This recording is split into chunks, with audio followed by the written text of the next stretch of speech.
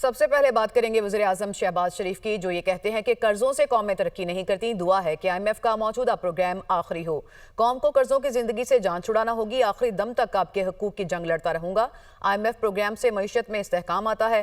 پاکستان کی معیشت مستحکم ہوئی، 3 ہفتے میں 34 ارب روپے خزانے میں آئے۔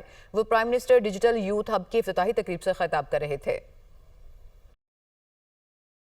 یہ جو IMF کا پروگرام ہے، میری اللہ تعالیٰ سے دعا ہے کہ یہ پاکستان کی تاریخ کا آخری پروگرام ہو، کیونکہ IMF کے پروگراموں سے قومیں ترقی نہیں کرتی۔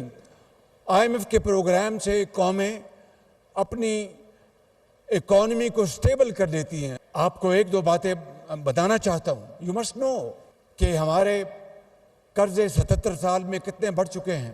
میں انشاءاللہ اپنی جان لڑاؤں گا اور اپنی آخری حد تک میں کوشش کروں گا کہ پاکستان کو قرضوں سے نجات دلا کر پاکستان کو اپنے پاؤں پر کھڑا کروں۔ اس کے لیے میں اپنی جان لڑاؤں گا، آپ سے وعدہ کرتا ہوں، اور میں انشاءاللہ میں آپ کو مایوس نہیں کروں گا۔ پچھلے 3 ہفتوں میں 34 ارب روپے خزانے میں آئے۔ کس طرح؟ یہ سن لیں ذرا بات۔